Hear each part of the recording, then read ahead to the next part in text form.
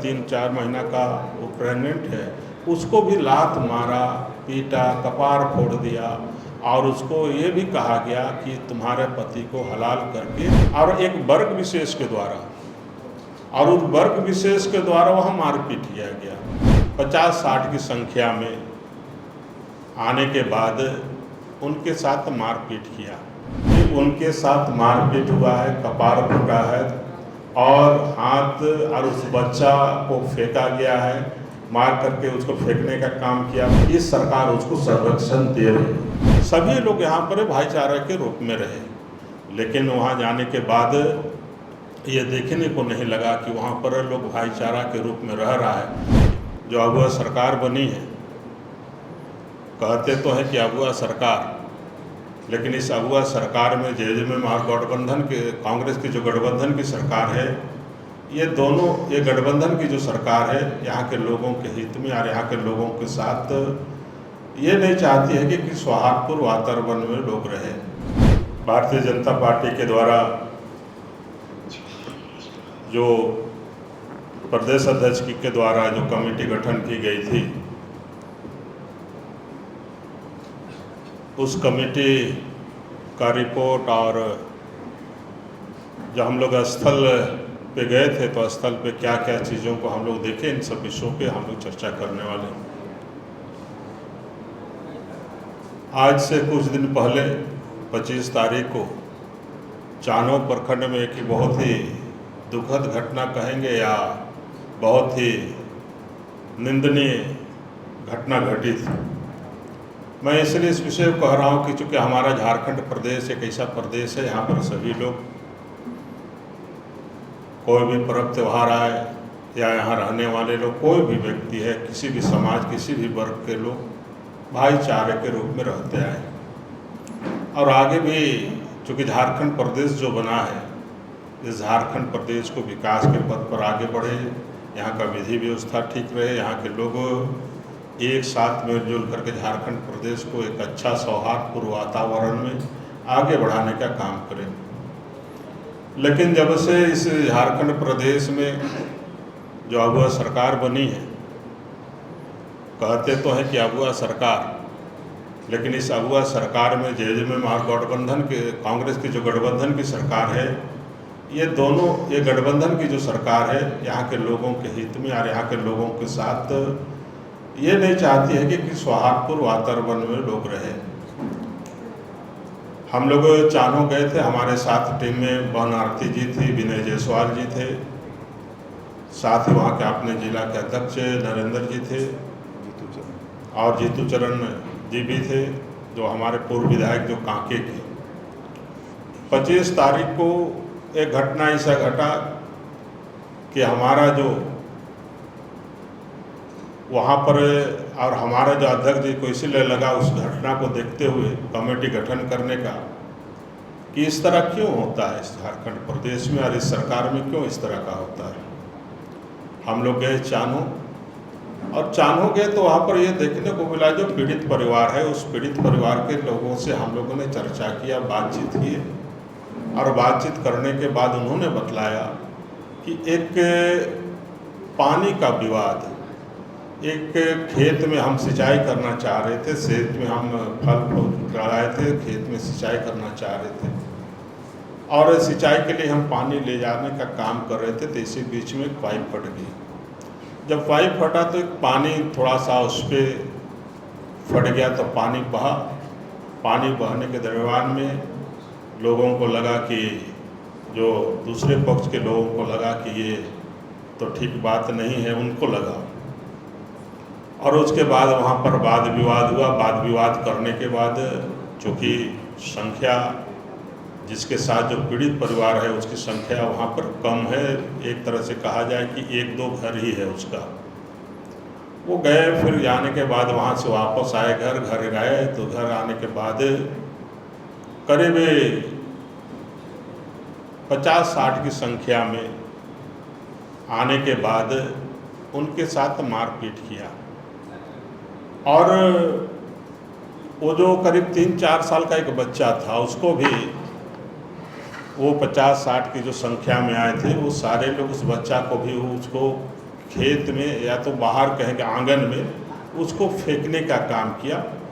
और जो माँ थी प्रियंका, उनके साथ मारपीट करते हुए उसका कपार फोड़ दिया, उनके पति को हाथ तोड़ दिया।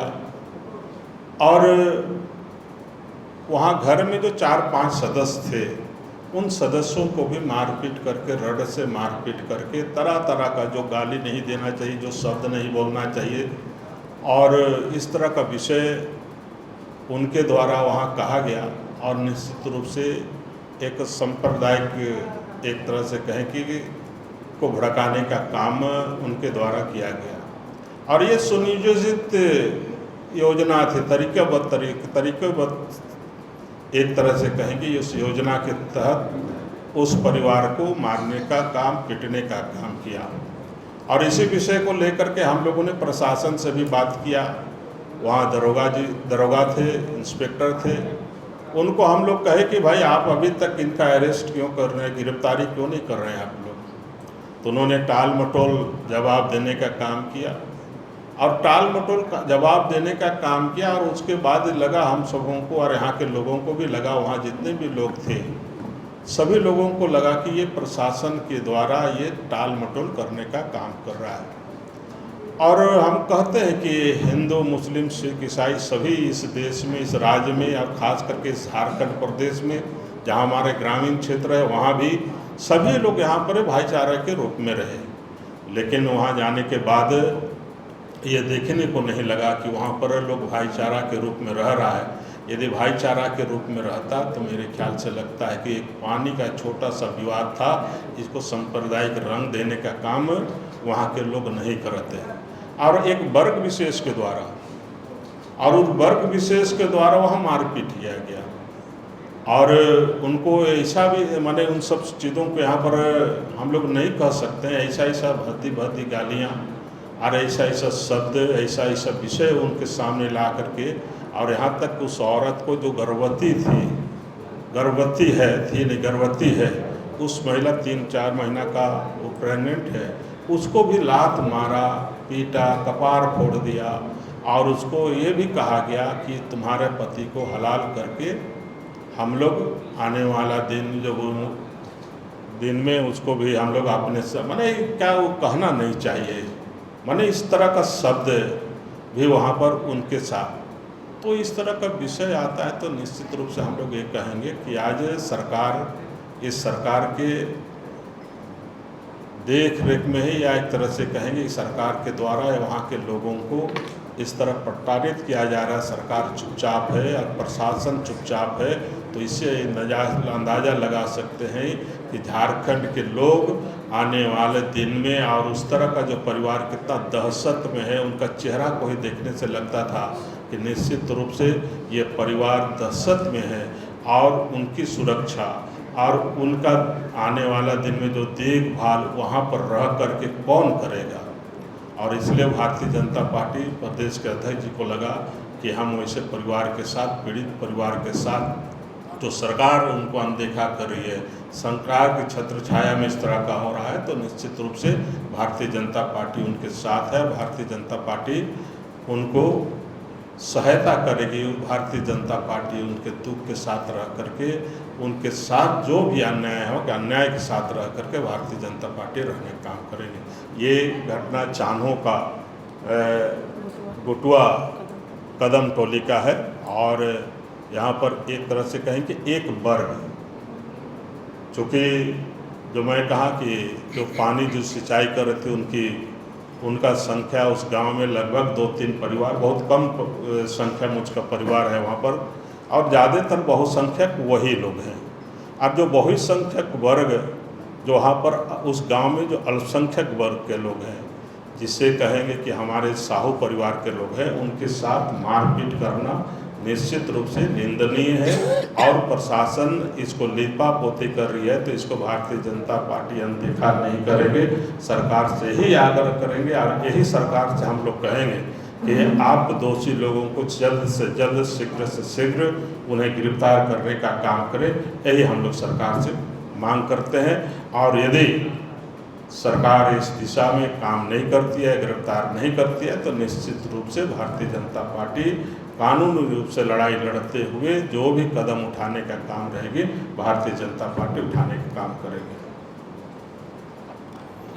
तो आपने इंस्पेक्टर दरोगा की शिकायत डीजीपी या एसएसपी से की, आप कैसे बोल रहे हैं कि सरकार का संरक्षण प्राप्त है? बहुत नहीं, इसलिए सरकार का संरक्षण उनको प्राप्त है कि 25 तारीख की घटना है और 25 तारीख की घटना है और 26, 27, 28 हो गई और सामने वो दरोगा इंस्पेक्टर देख रहे हैं कि उनके साथ मारपीट हुआ है, कपार फूटा है और हाथ और उस बच्चा को फेंका गया है, मार करके उसको फेंकने का काम किया, फिर उसको उठा के लोग लाया घर वाले लोग, जब रड से मारा, हाथ टूटा है, सभी कुछ हुआ है, तो अब दिख रहा है और उसको देखने के बाद भी आप उसको अरेस्ट नहीं कर रहे हैं, गिरफ्तार नहीं कर रहे हैं, तो आप इसमें यही अंदाजा लगा सकते हैं, यही कह सकते हैं कि सरकार उसको संरक्षण दे रही है। निश्चित रूप से शिकायत हुई। हम लोगों ने कहा, पार्टी ने कहा, सभी लोगों ने, हम लोगों ने कहा कि भाई इंस्पेक्टर से सीधे जा करके हम लोग बात किए, उनसे दरोगा से बात किए, तो इसमें शिकायत करें, वो देखना, वो तो दिख रहा है, इसमें शिकायत की बात क्या है, दिख रहा है कि पट्टी बांधा हुआ है, पुलिस खुद देख रही है, बच्चा को जबरन वहाँ पर फेंक कर मारपीट किया गया और वो प्रेग्नेंट महिला है और जो धारा भी जो एक तरह से कहेंगे अवेलेबल धारा लगाया गया है, उनका एफआईआर किया गया है।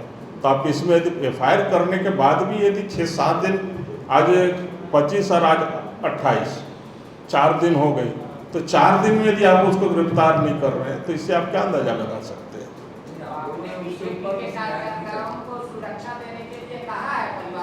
निश्चित रूप से हम लोगों ने कहा है, कल हम लोगों ने कहा कि परिवार को सुरक्षा दीजिए। गोल, जहां 27 वर्षों के सफर में 17,000 से भी अधिक छात्रों ने डॉक्टर एवं इंजीनियर बनकर भरे सफलता की ऊंची उड़ान, जहां साधारण छात्र भी झारखंड टॉपर्स बनकर बना रहे इतिहास। दूरदर्शी शिक्षाविद श्री विपिन सिंह के मार्गदर्शन में मेडिकल एवं इंजीनियरिंग के लाखों छात्रों के लिए आशा की किरण के रूप में गोल, nation's leading institute. Biome institute NEET की तैयारी के लिए एक भरोसेमंद नाम। यहाँ अनुभवी फैकल्टी, स्मार्ट क्लासरूम और बेहतरीन टीचिंग मेथड से स्टूडेंट्स को मिलती है मजबूत तैयारी। यहाँ हर स्टूडेंट को मिलता है पर्सनल गाइडेंस और डाउट क्लियरिंग का पूरा सपोर्ट। नीट 2027 और 28 के लिए फेज 2 बैच 30 अप्रैल से शुरू हो रहा है। आज ही बायोम इंस्टीट्यूट से जुड़े और अपने डॉक्टर बनने के सपने को दे सही दिशा। बायोम इंस्टीट्यूट सिर्फ मेडिकल प्रिपरेशन का संस्थान।